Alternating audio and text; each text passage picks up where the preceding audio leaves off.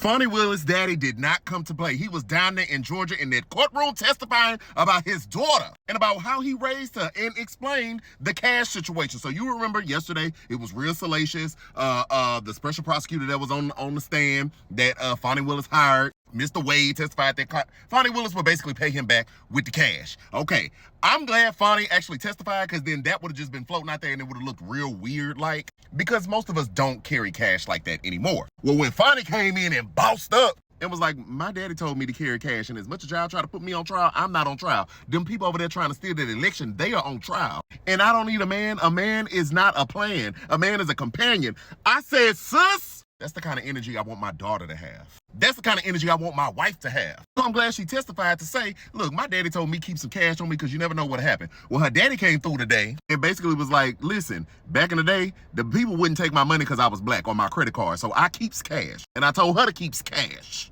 And it really made sense. He told us this really terrible yet beautiful story about how when he took a fellowship at Harvard, he tried to pay him, Fani mama was out, and Fani tried to pay with his American Express. They wouldn't take it, wouldn't take his visa. He had traveler's checks. You know, they did traveler's checks back in the day. They wouldn't take it. And he said, here, I'll never forget, it was $9.95 and I had a $10 bill in my wallet, and that's what they took. Now, it's terrible because the racism of it all, but it's beautiful in that he took that moment of pain and taught his daughter how to stay prepared for anything if anything goes down.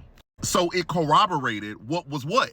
And then, of course, I feel like I need to note this just because, you know, people going to be saying stuff down there on the Fox News and whatnot when y'all try to talk about it. The defense, in this case, because it's not a trial, it's a hearing. It's a hearing. So the defense in this instance is not Fani Willis's defense. The state is representing Fani Willis. The defense is the defense of one of the people charged with the RICO that's trying to get her thrown off the case. Okay, so those lawyers was basically like, were you prepped for this?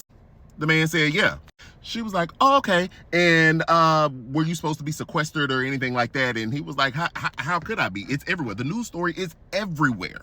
And I was watching this. I was like, why was she even asked if he was prepped? It's not uncommon. Actually, that's what lawyers do. Again, not a lawyer, only pretend to be one in my mind.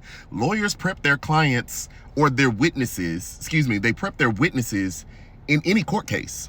That's not an unusual thing. So, but it was given very much soundbite. It was given very much, let me ask this so Fox News have something to run with. Even when one of the other lawyers was like, oh, so she kept this secret, you know, this relationship with Mr. Wade a secret from you.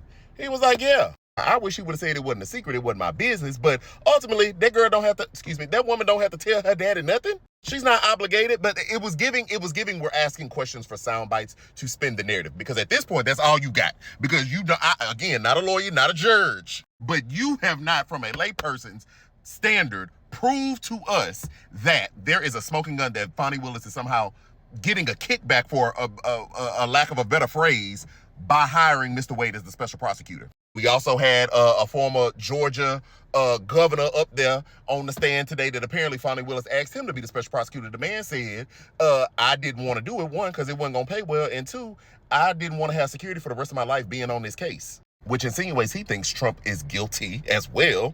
But he didn't really want to deal with that, which speaks to that this is not, even though it's a very highly publicized case, this ain't really something people really want to do because they not getting paid like that. Now, the man is charging, Mr. Wade was charging them $250 an hour. For people who don't make $250 an hour, that's a lot of money. But apparently in lawyerdom land, that's not a lot of money per hour.